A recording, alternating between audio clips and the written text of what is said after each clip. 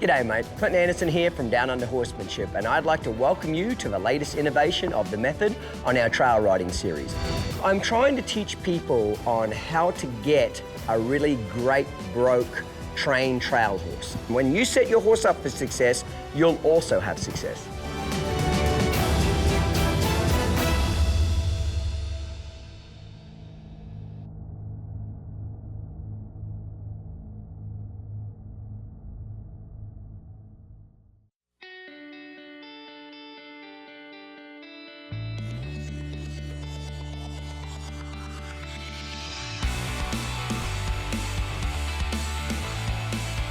I'm Clinton Anderson, and I have a method for training horses. Getting horses to behave is simple. It's training people that's the real trick. Join me as I tackle some of the most challenging situations with problem horses and with problem owners.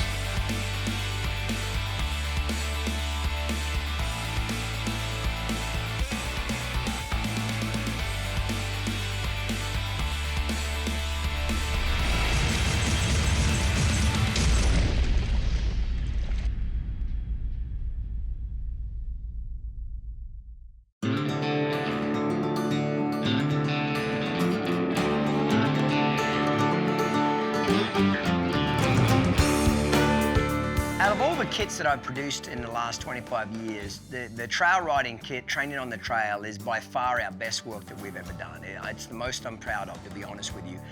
From the filming to the photography to the books, we really put a lot of effort into it. It's actually a 3-year project, believe it or not. From when we turned the cameras on to when everything got edited, the books, the photographs, everything, it was about a 3-year project. So it was a tremendous amount of work that went into it. But I'm on a real kick to get people to understand that trail riding is like any other sport. If you want a great reining horse, cutting horse, dressage horse, jumping horse, it doesn't matter what horse you want, you have to train it to do that event.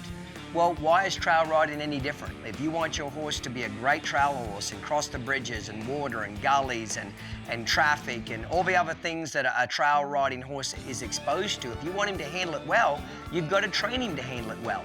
So that's why it's called Training on the Trail. Because even if you do the fundamental level of my method in the arena and you have a great arena horse, that doesn't mean he's a great trail riding horse. A lot of horses, when you take them out of the arena, they're spooky, jumpy, reactive, they're jigged, they're nervous, they're frightened because it's a whole new environment for them. Okay, so it's important to take a great foundation and turn it into a great trail riding partner outside with all the exercises and training techniques in this kit. And that's what I love about the trail riding kit, is that we were able to build the steps on camera. We actually didn't cut hardly anything out of the trail riding series. What you see as the final product is really what we shot. We left everything in, whether the horse was good, whether the horse was bad. We don't want to cut it out. That's what has made my method and me so successful, is because people know we're real and genuine. We don't just cut out all the ugly stuff and show you the da-da, look how pretty I am, look how good a horse trainer I am, look at the horse, he's wonderful, buy my crap.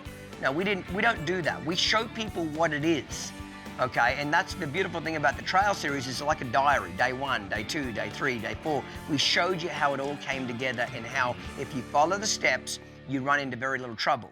When you skip steps, you run into a lot more trouble quickly.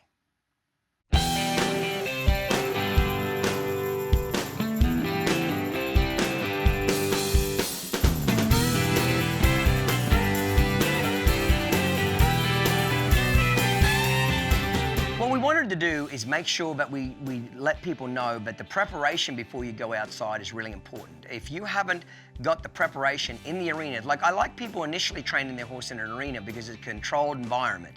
It's, there's 4 fences around, there's 4 walls around you. The horse can only get away from you so far or do so much bad stuff. When you get out in a 100-acre field on a dirt road, if it gets ugly, there's no limit to where the horse can go, theoretically. So there's a minimum requirement of exercises or respect or the horse using his thinking side of his brain before I want to get on. So I went through all of the groundwork exercises and fundamental to show the audience that this horse has been prepared. Is he good outside? Absolutely not. So we prepared Elvis with 3 weeks worth of groundwork and riding in the arena. And then after that, the rest of the training for the entire trail series was done outside. But if you try to train them outside before you have a good, solid, confident foundation in the arena, it just makes it a lot harder. Can you do it? Yes, I've cheated many times and got it done. But man, you got to be a good hand, you got to have great riding skills, and you got to know your way around a horse, because when you shortcut and skip steps, it'll come back to bite you in the butt if you're not careful about it. Put a thorough foundation on your horse in the arena, and when you get outside, you'll have very little trouble.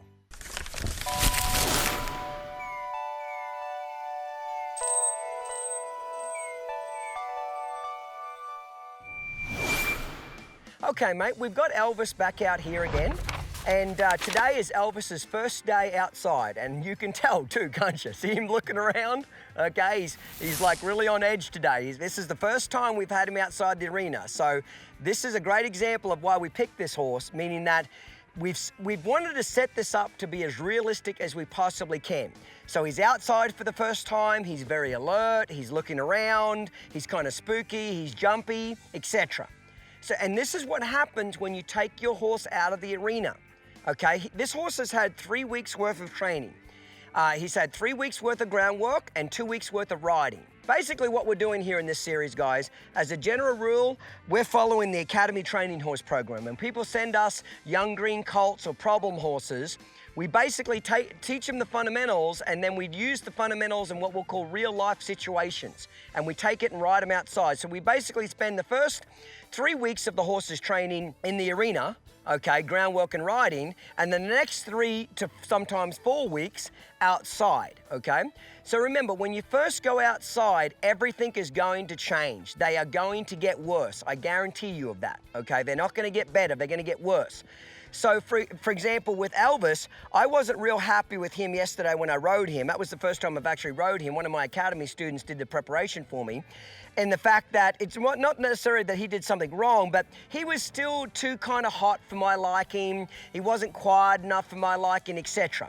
But nor should he be. It's only been 3 weeks worth of training, okay? It takes us 6 weeks in the academy program to do a really good job, and it takes that for a reason. Sometimes horses are a little slower and they might need 7, sometimes 8 weeks, but as a general rule, 6 to 7 weeks is a good time frame, okay? Basically, what we wanted to do was do the bare minimum training we needed to do to get by, to be relatively safe, before we started training Elvis outside here, okay? So again, when you go outside, everything usually gets worse. It doesn't get better. Okay, so what I want to do right now, before I get on him and actually start training him, because we're really going, for the most part, there will be a few minor deviations here at the ranch, but for the most part, what we're going to show you in this series is the Academy Training Horse Program. For the most part, that's what we're going to show you here, okay? So a good example today is, before I want to get on and ride him and start his training outside. But before I do that, I'm not going to get on this thing when he's jumping, spooking, and acting like an idiot, okay? And he's not doing too bad right now. He started to calm down. But when we let him out here, you know, he almost jumped on me 2 or 3 times because the cameras moved and the wind was blowing, etc., okay? So before I get on him, I want to double check that he's using that thinking side of his brain. So this would be a good chance for us to go train on him, okay? So this is another reason why I like to use the McCarty reins, okay? If I don't have my lead rope, halter and lead rope, I can use this, okay? So I'm going to move his feet around here. Okay, so see how he's kind of hot and reactive right now? This is normal. Remember, when you get him outside, everything gets worse. So we don't want to cover this stuff up. We want to expose it so we can show you what to do with your horses. You know, we could have brought him out here yesterday and worked him outside here when the cameras weren't on, and he would have been a lot calmer today, but you wouldn't be able to see exactly what we're going to do. So I might step stage 2, lunging for respect. So remember, anytime your horse has got abundance of excess energy and is real reactive, you want to rechannel that energy. So lunging for respect stage 2 is a great way to rechannel that energy. Stop. So I like that Elvis is really athletic, but it's a kind of a pain in the ass too if he's not using the thinking side of his brain. See there, he just kind of spooked. What did he spook at? Who friggin' knows? He's on crack right now, okay? So I'm just gonna keep redirecting those feet, okay?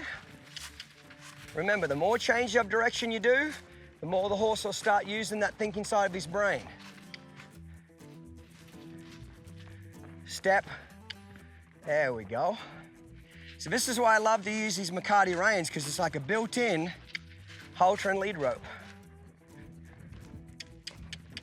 I'm not necessarily worried about how good the turn is at this point, the quality. I'm not going to let him get real sloppy, but I'm mainly just interested in just keep redirecting his feet. Okay. That's the boy. So before I get on him, I got to get him thinking.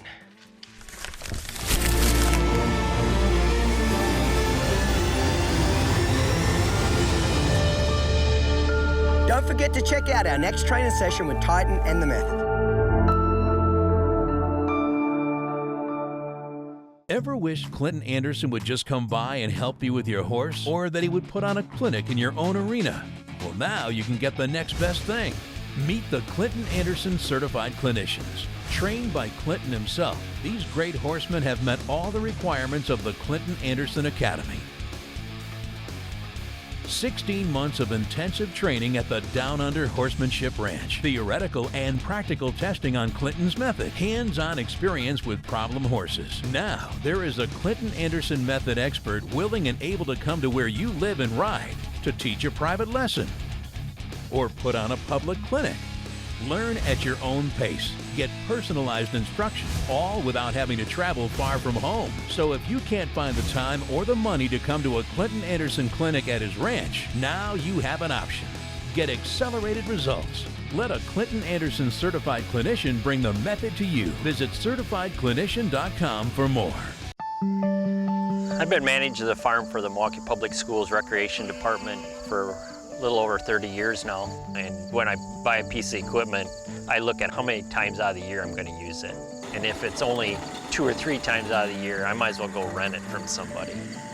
But the TR3 is very affordable, and it's not a piece of equipment that you use once and set aside. It's something that I use on a daily basis.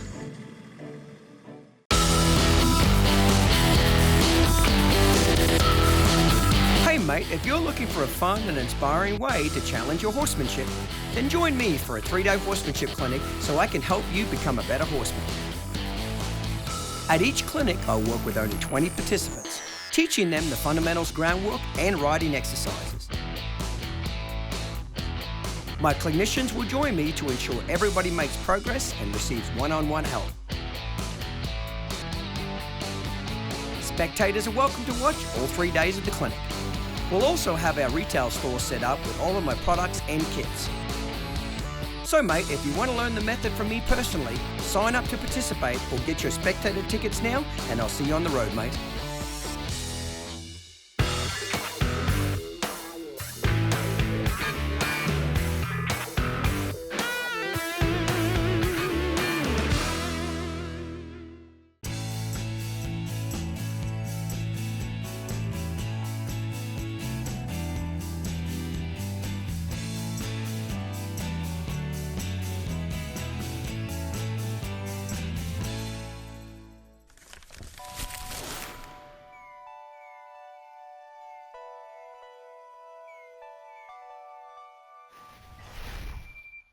Okay, mate, it's time to get on Elvis now. Now, you know, after I just did all that groundwork, he's a little bit of huffing and puffing right now. He's got some of this clear stuff on him called sweat. He's dropped his head and neck down. Now's the time to get on him. What you don't want to do right now is take him back to the barn and give him a drink and wipe the sweat off him and tie him up for an hour and just let him get all his air back, because then he's going to go back to being reactive again. Now is the time to get on him now, when he's thinking. He's a little tired, he's a little sweaty, he has a lot less incentive to act like a ding-a-ling, okay? So now when I want to get on him, I'm going to bend his head.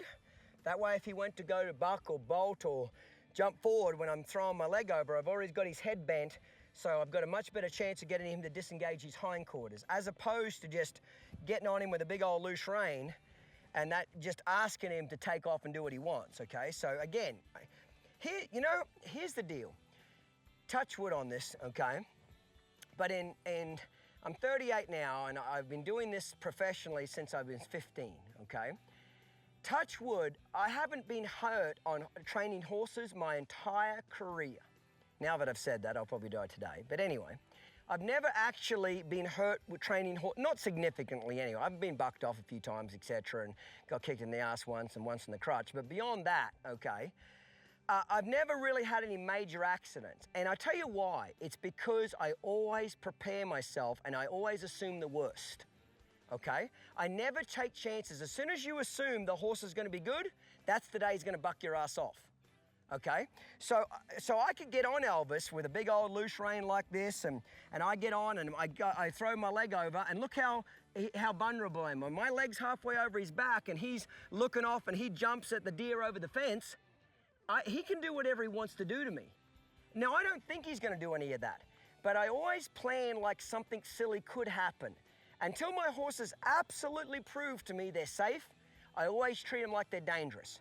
And because of that, I've never had a wreck, because I don't take chances. I'm the biggest pussy in the world, okay? I want to make sure that my horses are safe and I'm safe. Remember, you can't train the horse if you're dead. You have to survive the experience first before you can train the horse. So just to be on the safe side, I'm going to bend his head around, okay? And don't think that can't happen, what I just described. I had a good mate of mine, but I've known for 25 years, a reining horse trainer. Last year, got on a 2-year-old, okay? He got on this 2-year-old, big loose rein, put his foot in, stepped over the back of the horse, and the horse spooked and took off and bolted and bucked him off, and it broke his leg in 3 places. He couldn't ride horses for 8 months. Really caused him a lot of financial damage because he got on it on a big loose rein, threw his leg over, and that colt just said, "Come with me," okay? Do your homework. Bend his head a little bit, foot in the stirrup, bend that head. Remember, bend is your friend, okay? Get halfway up.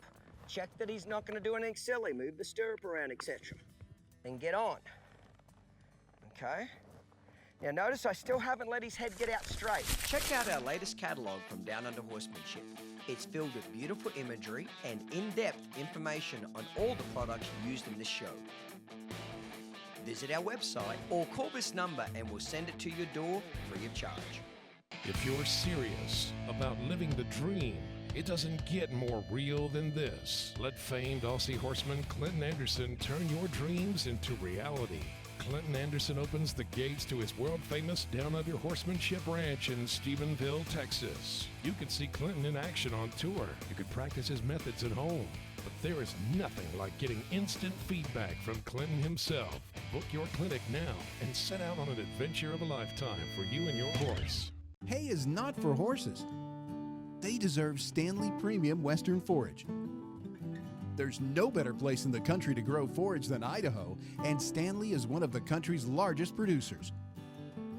From pellets, cubes, and chopped forage in bags to compressed in 3-tie bales, Stanley cultivates the premium forage types horse owners demand. Because your horse needs hay, but he deserves Stanley Premium Western Forage.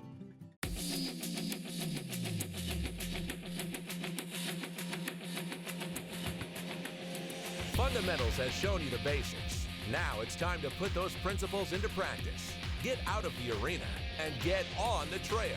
Introducing Fundamentals in Action, On the Trail. This all-new supplement to the popular Fundamentals series will show you how to apply the method on the trail and in turn teach you everything you need to know to make the most of your trail riding experience. Plus tips and tricks that will make every trail ride a success and so much more. You get 10 instruction-packed DVDs and 2 hardcover books with over 400 pages of in-depth information, beautifully illustrated and packed with amazing photos that will inspire you to get out and have an adventure. That's over $800 worth of training for only $3.99. Act now. Get up, get out, and get on the trail.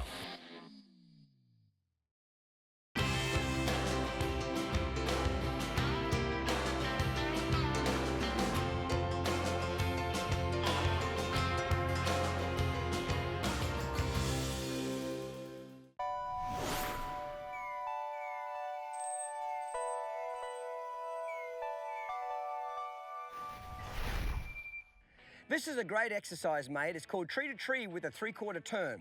And what this does is it really gets the horse tightening up those turns and moving those shoulders, okay? So we'll start it here, for example, okay? So I'm gonna trot around the tree, just like we did before. And horses always have a tendency when they're green to bow out a certain direction. Like I'll kind of make Diaz do it. So what they'll do is they'll cut the corner here, and then the horse will bow out over here. And then when you come around here, they'll kind of knock your knee off here, and when you get around to here, they lean out here. So what I do is I fix that, but every time I come around to the area that they bow out, I do a 3/4 turn and then head off to the next tree.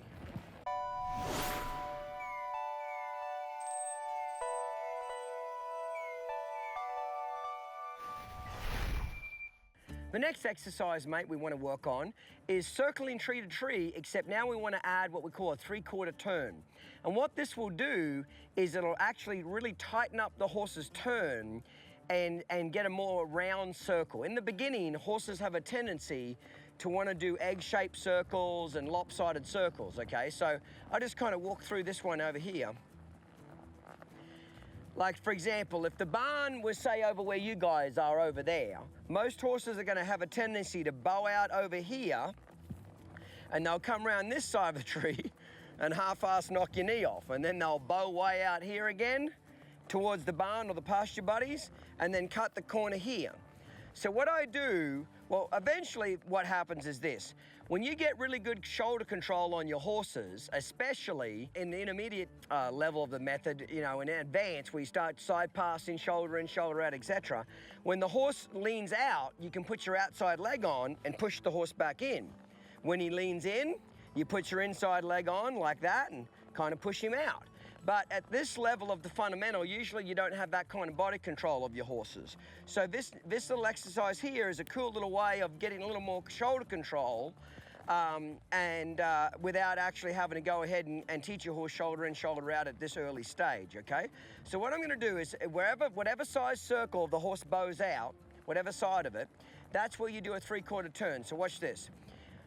Let's just say right here, he's bowing out. So what I'm gonna do is do a whole 3/4 turn and leave there. See, a 180 would be leaving that direction behind me. 3/4 is kind of right back at the camera again. So to do this, here's how I do it. I kind of do it in slow motion. I keep the shape that I've got with my inside rein, the bend, the direct rein.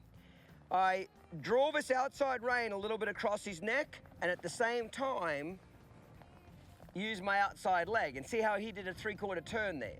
Now, ideally, what I'm looking for is the horse pivots on his hindquarters and does that turn, almost like a little spin, okay, 3/4 of a spin. Okay, so I'll come round, I kind of look over my shoulder, outside leg, and get out there. And as he's going around, I'm kind of pulling and releasing a little bit on this inside rein, because I'm trying to get him to hold that shape like Diaz did by himself. Okay, so I'm gonna go ahead and turn, 3/4, leave. And you can lope to the next tree as well. Sit to the trot around the tree, post from tree to tree if you want, if you're trotting. So again, outside rein, outside leg, push the horse's body into the turn. Get ready, 3/4 turn, lope off.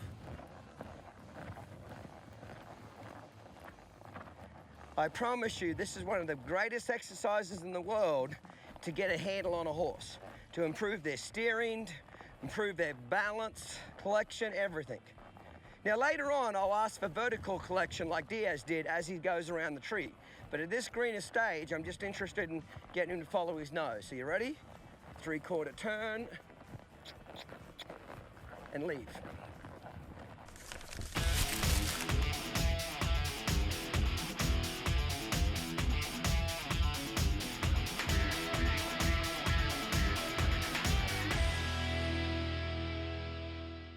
My husband and I love to go on our early morning rides and spend time with our animals. Being out on the trail is a great escape from everyday life, so their health is one of my main priorities. Vetricin Plus products are my go-to wound and skincare solution, not only for its effectiveness, but also for its safe and non-toxic formula. Since I've been using Vetricin Plus products, I can spend less time worrying and more time enjoying my happy, healthy animals. Check out Vetricin.com for more information. SmartBack lead the horse industry when it comes to horse supplements. Jessica, I've seen some brochures called Colic Care. Explain what that is, mate. Colic Care is our new wellness program for horse owners who feed Smart Digest Ultra in Smart Packs. Should your horse require colic surgery, Smart Pack will reimburse the horse owner for up to $7,500 toward the surgery. Obviously, if you're willing to reimburse an owner for a horse that has colic but uses your product, you must be pretty confident. We're very confident in the Smart Digest Ultra in Smart Packs. Hey, your horses are thirsty. Sure, I'm full of water, but if you looked inside here, I'm disgusting. I've either got a mosquito swim meet going on, or I'm frozen solid. What's the matter? You think I stink? Wake up and smell the horses here. I'm a big tub of stagnant water, so get your gloves and... Dump the tank. Install a classic equine by Ritchie Waterer. Less work, less waste, less worry.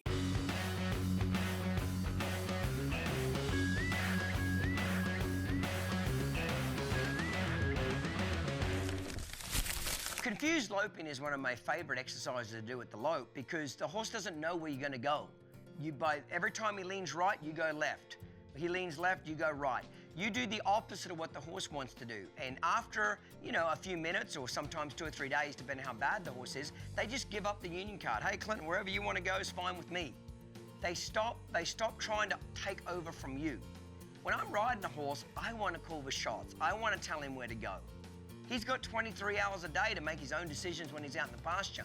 But for my 1 hour a day, I want to let him know where to go. I'm the director. I'm number one, you're number two. So the confused loping exercise will really get a horse to re-engage with you mentally and listen to you.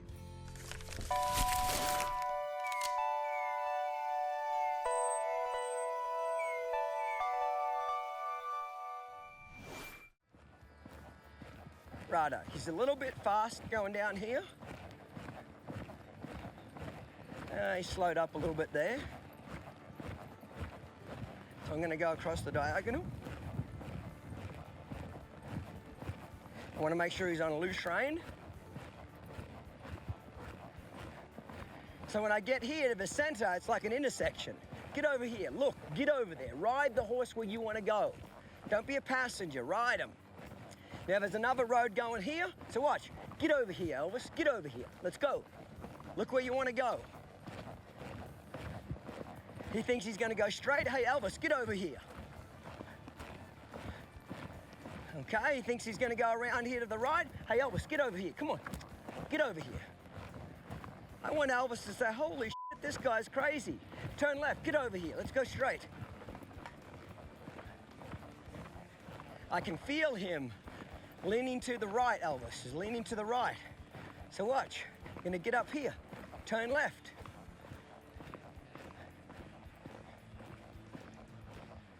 I can feel him leaning left a little bit. Let's turn right. Look where you want to go.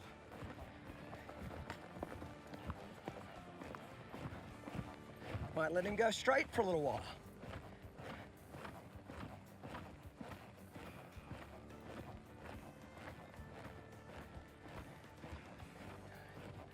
Now I'm just going to all of a sudden 90-degree turn to the right. Now left. I can already tell he's thinking right. Left again.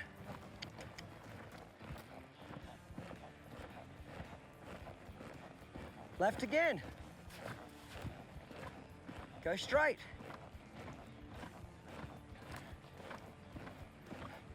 I can feel him leaning left right now. Go right, Elvis. Come on. You get time to be falling over. Let's go. Let's go right again. Come on, let's get over here. Get going somewhere. Right again, let's get over here. Come on, go. Notice I'm not dragging the rein across his neck. I'm using direct rein. I can feel him leaning left. See him try to dive left just then? So we go right.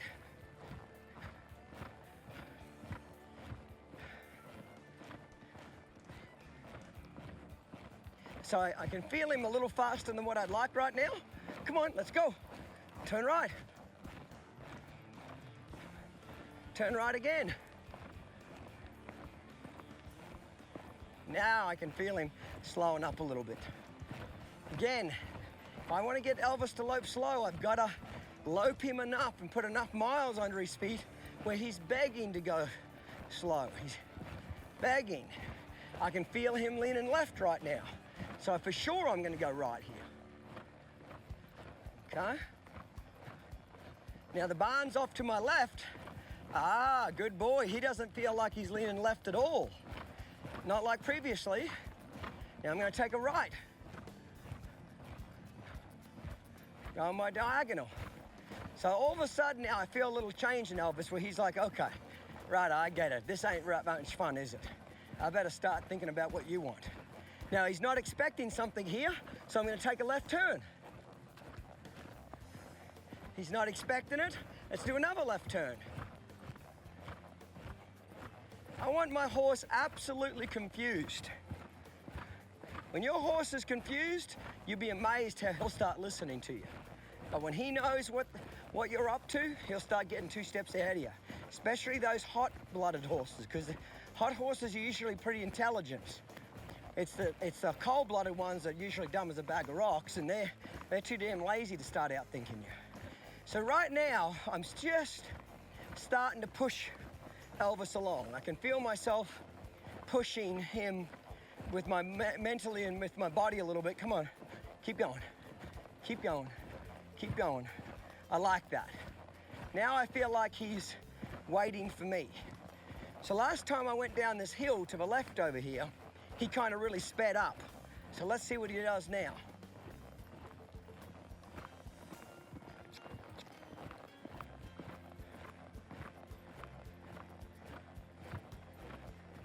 Ah, pretty good.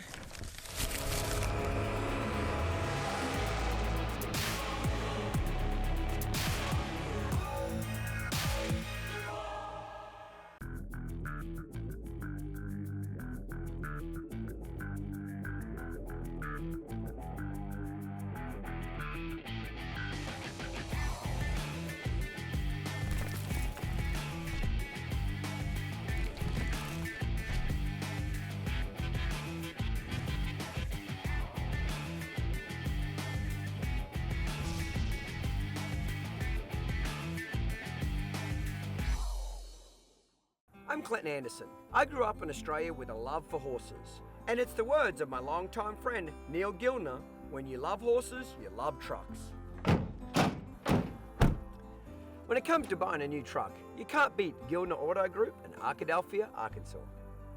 Although their unique selection does make it hard on a fella, see them all in one location.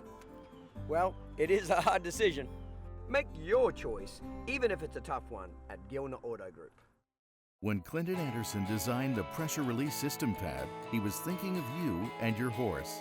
For your horse, the PRS pad has the ideal features to keep him sound and comfortable. Shock absorbency to protect his back from soreness and concussion. Special shoulder cutouts to eliminate pressure points. A split middle to allow free movement of shoulders and withers. A cutout over the top line to relieve pressure on the spine. And it molds to the shape of your horse's back, creating a more secure and comfortable fit. For you, it offers all the options that make this pad perfect for any use. It's available in your choice of leather or felt top. And with the felt top, you can select either a foam or felt bottom. The foam bottom channels moisture away. The felt bottom provides great comfort for long rides. So why not rely on the pad Clinton uses? The Pressure Release System Pad.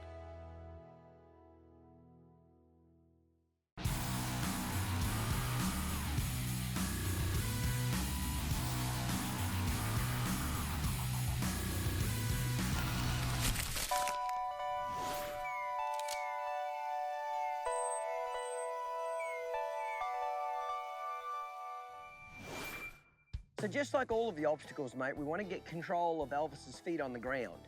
Now, this is kind of a difficult obstacle, okay? So a lot of horses are frightened of this in the beginning, okay? So I'm just gonna get control of Elvis's feet on the ground, send him between me and it.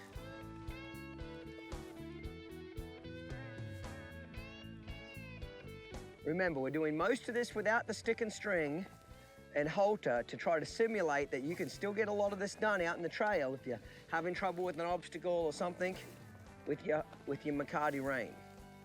I would admit it would be a lot easier with the stick and string and a halter. Okay, maybe not the halter part, but the stick and string for sure. But you can certainly get the job done. Again, I want to gain control of his feet around all four sides. When you can get control of your horse's feet around all four sides, you'll find that the horse will give you a lot less trouble. See there how he's real fresh, how he just scooted through that gap? Okay.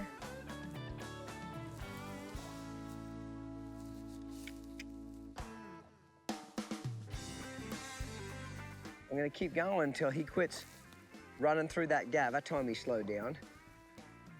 There we go. Yield that hindquarters.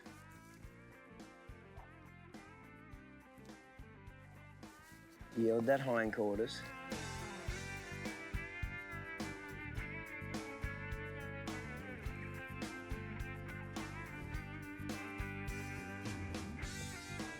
There, I like that. Just kind of weighted there a little bit better. Good.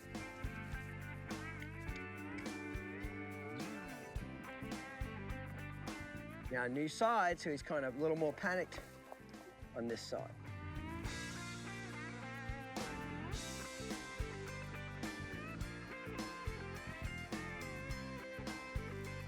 People underestimate the importance of being able to control your horse's feet on the ground. The better control you have on the ground, the better control you have under saddle. Groundwork is about setting your horse up for success. It's about giving him every chance possible so that when you get on his back, he can get the right answer.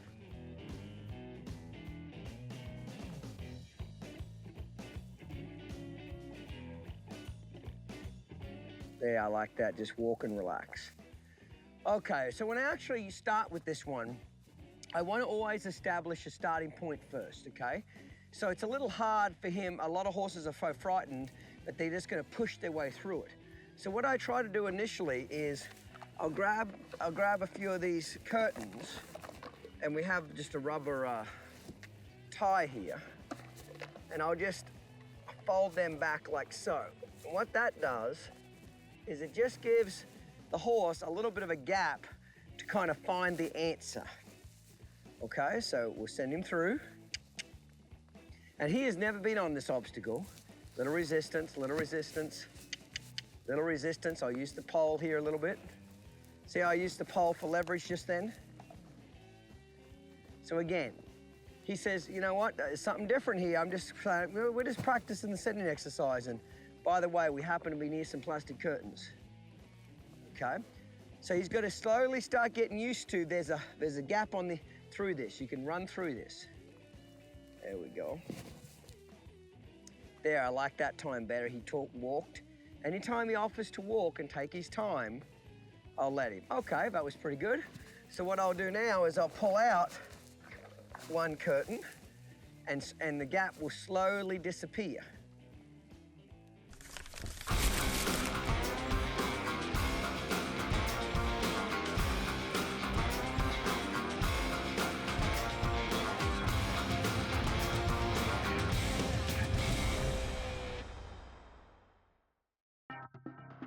This October, Stephenville, Texas is the home to the ultimate horseman's experience. The Downunder Discovery Ranch Rally. Explore Clinton's ranch, meet his team and his horses. Learn the advanced training techniques Clinton reserves for his most loyal fans. Celebrate with Clinton and his staff with live music and a bonfire. The Downunder Horsemanship Ranch Rally. Space is limited to 500 people. Don't miss out.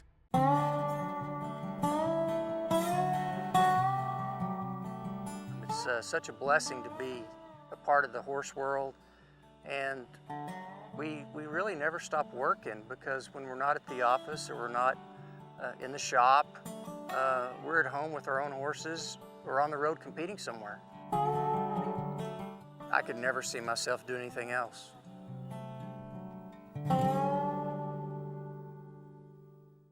Lease a horse, borrow a horse, ride with one hand or two. The Green Rainer class has a level for you. It's just fun to learn and progress. Jackets for Green 1, buckles for 2. I'm working to get my next 50 points so I can get my buckle. Make friends. There's a lot of camaraderie. Make memories. We're all starting to clap for each other a little bit and watching people get better. Make dreams come true. Pursue your dream. The NRHA Green Rainer program. Find out more at nrha.com. Anything worth having is worth working for, that's for sure. Not gonna make it here if you got any quit in you. This is where I needed to be the best that I could be. And that's just what we do here. Dedication, ambition, passion. To some, these are more than ideals. They are a lifestyle, a code, a path to something greater. If you think you're one of the select few who can rise to the challenge, who can dedicate themselves to mastering the method, let the Clinton Anderson Academy catapult your skills and provide you with the ultimate experience. If you have what it takes, become a Clinton Anderson certified clinician and change your life.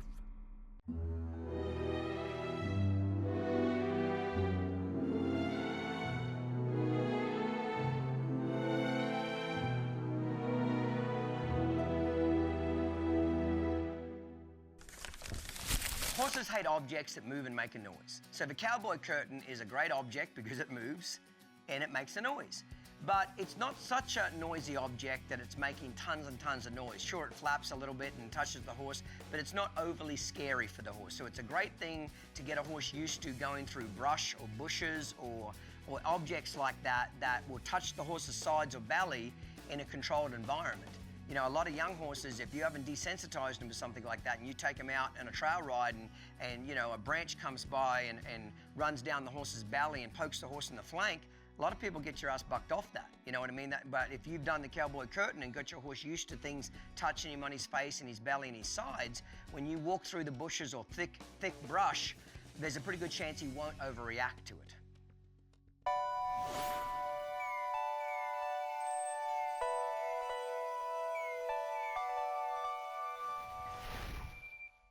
Okay, mate, so let's see what we can get with Elvis under saddle, okay?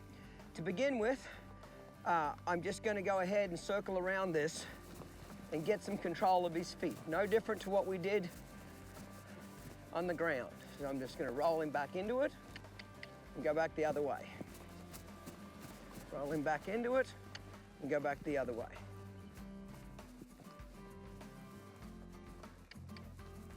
Okay, I'm gonna use the fear of the curtain to help turn him.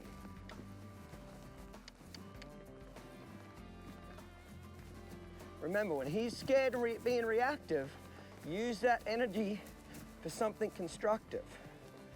Okay? Move his feet. Forwards, backwards, left and right. This is a great little obstacle to do some rollbacks with. Okay? For example, through here, I can just jog some circles here, and every time I come around, I just use the curtain like it's a fence. Well, and do a little rollback. Put that negative energy to good use. Ian Francis taught me that like 20 years ago. Take a negative and turn it into a positive. Whatever your horse is frightened of, use that to help teach him how to turn. Use that to help him teach him how to move his feet correctly. Okay, instead of just letting it be fear.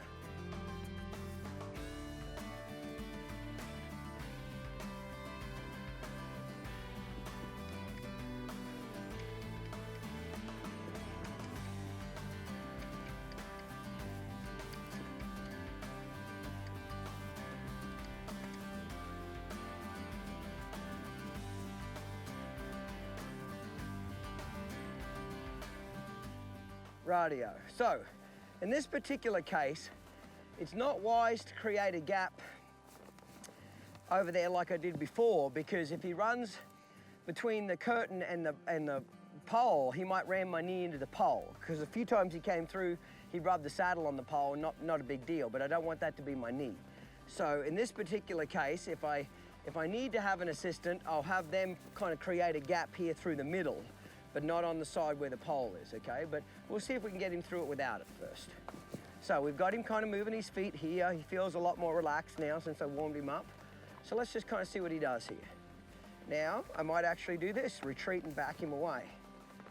He thought about going through that gap, and I said, come back here, retreat, approach, and hey, come back here, retreat. Every time you back a horse away from an object, it builds their confidence even more. There we go. A little nervous there. So I'm gonna go ahead and bend him around now. Remember, anytime your horse hurries through an obstacle, or jumps it quickly or panics, go move those feet around on the other side. Now I'm gonna come back through.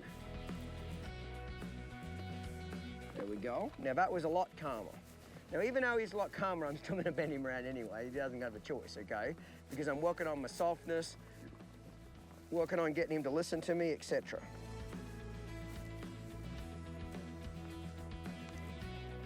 Come back through again. That's a boy. And bend him around. The bending around is, why are you in a hurry to go through there? Don't be in a hurry, because when you get on the other side, there's just more work there. And plus it gives me a chance to soften him up and get him a little softer. Good boy. Now he's starting to get a little more comfortable with those plastic curtains kind of bumping him on the face, desensitizing his head to it.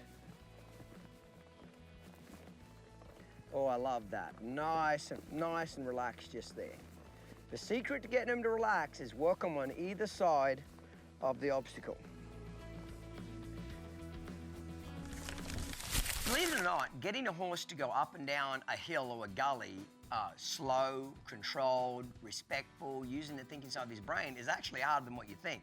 Any horse, most horses that are not very well trained, the first way you can tell they're not very trained is when they go down a hill, all they'll do is run the last third of it. So they'll walk down, then they kind of get real lazy and just let the momentum trot or canter them down the rest of the hill. Well, you don't ever want a horse rushing down the hill, because it's easier for them to trip, they fall over a rock, a log, and then they flip over on top of you. The slower and more controlled your horse walks through the trail and up and down hills, the more he'll listen, be methodical, take his time. You don't want a barrel racing horse that goes around the trail looking like that, because they'll kill you, okay? So teaching them to go up and down hills controlled and relaxed is an important part of a great trail horse.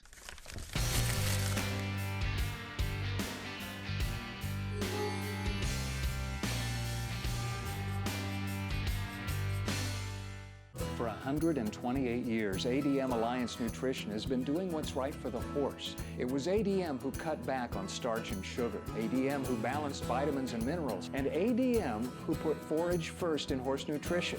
Today, you can still trust ADM for the information and products you need.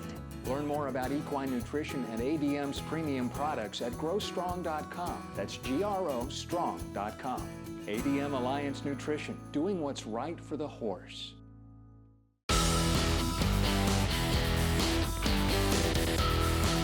Hey mate, if you're looking for a fun and inspiring way to challenge your horsemanship, then join me for a 3-day horsemanship clinic so I can help you become a better horseman. At each clinic, I'll work with only 20 participants, teaching them the fundamentals, groundwork, and riding exercises. My clinicians will join me to ensure everybody makes progress and receives one-on-one help. Spectators are welcome to watch all 3 days of the clinic. We'll also have our retail store set up with all of my products and kits. So mate, if you want to learn the method from me personally, sign up to participate or get your spectator tickets now, and I'll see you on the road, mate.